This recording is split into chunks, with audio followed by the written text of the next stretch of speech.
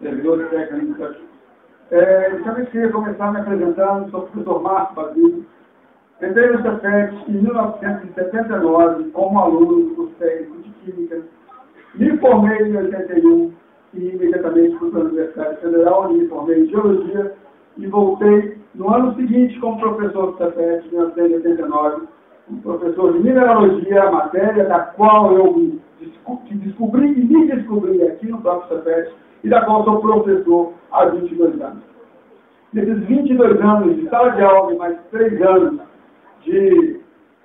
como aluno, eu posso dizer que conheço o Cefet de uma maneira muito íntima.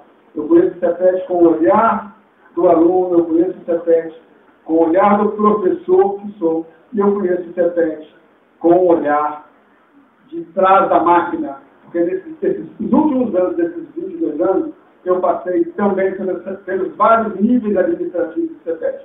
Coordenei curso, fui chefe de departamento, presidi a Fundação Cefet Minas, coordenei estágio no curso técnico de Química e, nos últimos anos, sou diretor de planejamento e gestão dessa casa. Portanto, eu conheço o Cefet de uma maneira muito íntima e eu acho que isso é requisito fundamental para quem quer ter o privilégio de dirigir uma instituição que é extremamente complexa. São 11 unidades e quase 15 mil vidas aqui dentro, entre alunos, professores e servidores.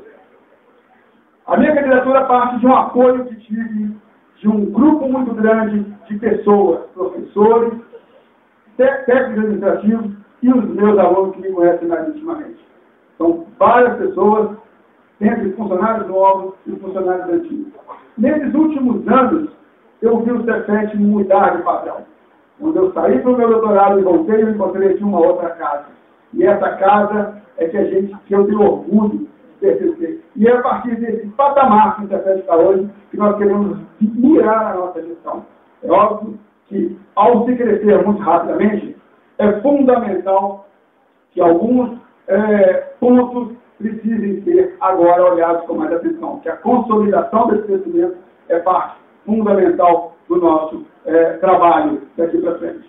É importante dizer que nesses anos tivemos ganhos importantes. Cito especificamente qualidade de vida, cito especificamente o plano de saúde dos servidores administrativos e a capacitação. Para os alunos, cito especificamente a isenção de todas as taxas que eles pagavam nos últimos anos que não pagam mais. Eles não pagam mais livro didático, eles não pagam, que agora tem um restaurante universalizado, acesso à internet, e de uma maneira grande, e nessa maneira, acho que temos que avançar muito, avançar o programa do livro didático para as matérias técnicas e os livros de graduação, precisamos aumentar as bolsas, a gente aumentou o gasto no restaurante, essa gestão aumentou o gasto com assistência estudantil de R$400 mil em 2004 para 7 milhões agora em 2011. Isso para dar a você condição de estudo. É esse trabalho que nós nos propomos a continuar. Eu acho que o que funcionou, ele tem que ser reforçado. Obviamente que para consolidar, a gente vai ter um trabalho muito grande de diagnosticar todo o crescimento.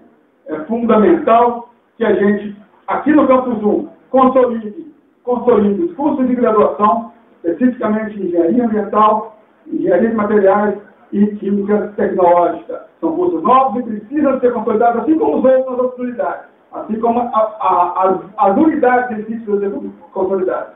Mas o olhar para o curso técnico precisa de uma revigorada. É fundamental que o técnico que ficou tem um grande investimento, porque se estava focando em uma outra área, no momento que tinha que acontecer, agora, nessa consolidação, ele precisa ter um olhar muito mais atencioso. O curso técnico tem que retomar a importância que ele tinha nas políticas institucionais que existiram nos últimos anos, nos quais eu sou testemunha. Para isso, obviamente, precisamos discutir muito, mas eu acho que é fundamental que a pedagogia retome o seu papel na instituição, um apoio aos professores, apoio aos alunos.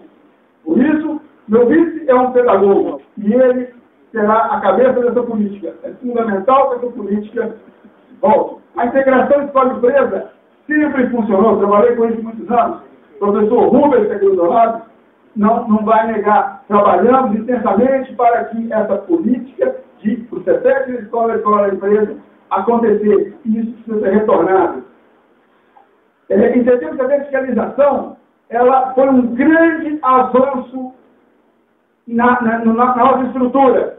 Muitos ganhos nós tivemos. Os alunos hoje migram e estão em contato com vários níveis de ensino. É importante entender que existem alguns problemas. E esses problemas vamos olhar com muito cuidado. Problemas específicos da formação geral. E vamos dar atenção aos que os nossos alunos têm a formação integral e são formados, além de técnicos, como cidadãos. E isso é fundamental no nosso programa. Ao longo desses anos, o CETEC foi se tornando claramente mais democrático. A gente hoje tem eleição para as diretorias de unidade que não existiam antes. A gente hoje tem 3 níveis de conselhos para a discussão dos programas. O crescimento passou pelos conselhos, não foi obra de 1 ou 2 ou 3 pessoas que pensaram. Todos os grupos envolvidos nos cursos discutiram e aprovaram seus projetos nos conselhos. É preciso avançar nessa democratização. É preciso que os técnicos administrativos escolham democraticamente suas chefias. É importante que as políticas desenvolvidas em cada um dos setores técnicos administrativos sejam desenvolvidos por quem as aplica, a biblioteca, o financeiro, o recurso humano, tem que desenvolver sua política. Por isso estão sendo capacitados. É fundamental. É importante que os professores se unam em grupos para discutir seus problemas com o interior e aqui por suas áreas. Professor de matemática, encontros de matemática e etc. É importante que eles respeitem o nível de discussão que se perdeu no campus 1 e no campus 2, conselho de professores, conselho departamental, e substituídos por um conselho que não tem funcionado. E é importante que essa comunicação, essa participação, comunidade, conselho, seja reativada. Temos que aumentar a participação das pessoas na gestão da instituição. E, óbvio, promover a autonomia nas unidades. Tenho trabalhado muito intensamente nisso ao longo da minha gestão, na diretoria de gestão. É importante que todas as unidades tenham sua autonomia democrática, autonomia financeira, que possam fazer suas compras, independentemente de Belo Horizonte, inclusive Campus 1 e Campus 2. Isso é um trabalho que começou há 2 anos atrás e que vai terminar agora no próximo ano. O CETEC é o que é hoje, porque nós investimos intensamente na qualificação dos nossos professores e dos nossos técnicos administrativos. Hoje, cada um de nós, cada aluno, pode dizer com orgulho que estuda no CETEC em que 80% dos seus professores têm mestrado ou doutorado. Esse trabalho é fundamental, porque o que nós queremos é que cada aluno saia daqui levando no seu diploma o nome CETEC. E o nome CETEC significa aluno bem formado, aluno de qualidade, aluno que ganha prêmio, aluno que é visto como uma esperança, o aluno que vem resolver o meu problema. Esse é o aluno que eu presenciei quando era aluno. Esse foi o CETEC que me formou. E esse aluno, e essa força do técnico é fundamental. E, obviamente, a graduação está em seu mesmo caminho. O CETEC foi avaliado. E isso se estende também para os técnicos administrativos. Hoje nós temos 150 técnicos administrativos sendo capacitados a nível de especialização, mestrado e doutorado. Significa que a nossa burocracia, que dá apoio à nossa atividade diária, também é uma burocracia especializada ou em especialização. Para que isso? Para que tudo se reverta no aluno. O aluno tem que ser o nosso objetivo, o nosso alvo. Para isso, o CETEC, além de ser uma escola como as outras, ela faz pesquisa. É uma escola em que cada um de nós sai preparado para enfrentar lá fora o mercado de trabalho, sendo um aluno com um diferencial. Quero que cada aluno que passa pelo CETEC aconteça com ele o que aconteceu comigo. Quando eu tomei aquela decisão em 1979 de ser aluno do CETEC, essa decisão mudou radicalmente a minha vida. Eu sou o que sou hoje porque eu fui aluno do CETEC. E é isso que eu desejo para cada um de vocês. Muito obrigado. Obrigado, professor. Professor, senhor professor Rubens Martins Campos. Boa tarde. Eu me inscrevi nessa campanha com o único motivo de participar desse debate. Eu não participei de nenhum outro debate, não fui em nenhum outro setor, não pedi voto direto a ninguém. Eu estou nessa casa já há 30 anos.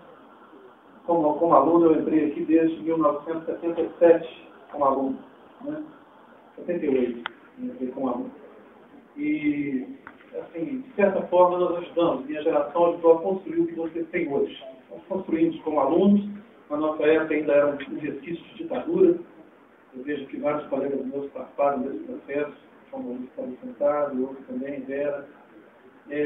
Nós amamos o Cefet. Eu vejo aqui sentado aqui nessa mesa homens de bem, homens que amam essa casa de bem, que de alguma forma contribuíram para que ela seja o que é.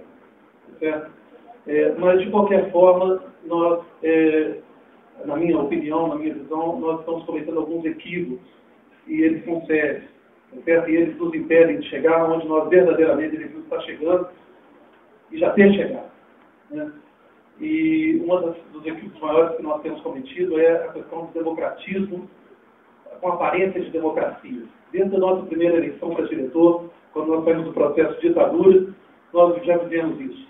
Na época era uma lista sextupla, formou-se um grupo com a proposta de ser 30 anos, 40 anos diretores do Cefet, e esse grupo continua até hoje. Eu vejo que eles até hoje continuam hoje terminando todas as gestões que passaram desde então. Tanto os casos do Alexandrino, como do Wilton Márcio, do Luiz Fernando, certo? É um grupo que é tutela, e é um grupo que, de fato, faz com que as regras e as leis que estão regendo esse processo sejam todas elas mescladas por um oportunismo. Né? Nada contra o professor Márcio Basílio, que é candidato claro da direção, certo? É um amigo que fez, citou meu nome, até agradeço, mas é evidente que nesse processo não há como tirar do professor Márcio Basílio a vitória que está prevista. Né? Ele não tem como. Tem os cargos, tem as regras, certo?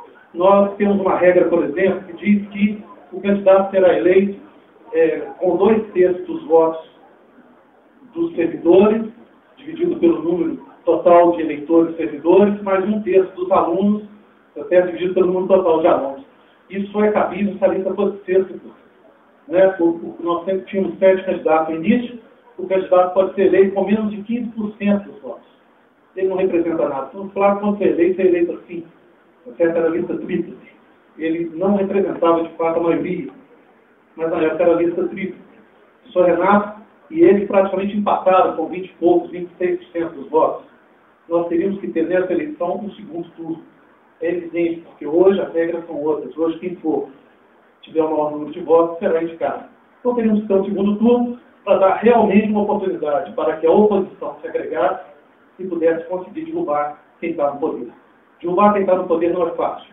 Ele tem os cargos, ele tem o dinheiro, ele viaja 6 meses, 1 ano antes para as unidades, com recursos da instituição. Eu participei desse processo e sei como é. Tá certo? Ele tem recursos antes e depois. Nós, candidatos, saímos com recursos próprios. Do nosso salário minguado, eu não gastei um centavo, eu não tenho um folheto, não tenho nada para poder distribuir para vocês. O que eu tenho aqui no final, se alguém quiser ver, é sobre o estágio programado, que nós fizemos a coordenação, é um projeto onde nós pretendíamos que os alunos, todos da nossa coordenação de transporte e estrada, tivessem o estágio antecipado, já garantido para os alunos. E nós iniciamos, isso é possível fazer. Mas a única coisa que eu tenho é pertence a mim. Eu já posso perder minha candidatura porque pertence à coordenação, se o coordenador não permitir. Né? Então, eu acho que nós não temos chance com essa estrutura e da forma como está e com as regras que estão aí. Certo? O senhor Renato já enxergou isso, já passou a bola. Né? Eu também já enxerguei, estou passando também, estou retirando a minha candidatura aqui agora. Tá certo? E eu queria conclamar que eles assinaram um documento, porque no início do processo, 4 candidatos assinaram um documento ao Conselho Diretor, dizendo que a campanha não tinha que ser a toque de caixa, não precisava ser 30 dias atabalhoados, 5 assinaram. Tá certo? 5 candidatos dos 7 assinaram, dizendo que nós queríamos mais tempo, nós precisamos pelo menos 90 dias para poder estar verdadeiramente os candidatos, nos fazer conhecidos, tá certo? Com recursos do nosso próprio bolso, porque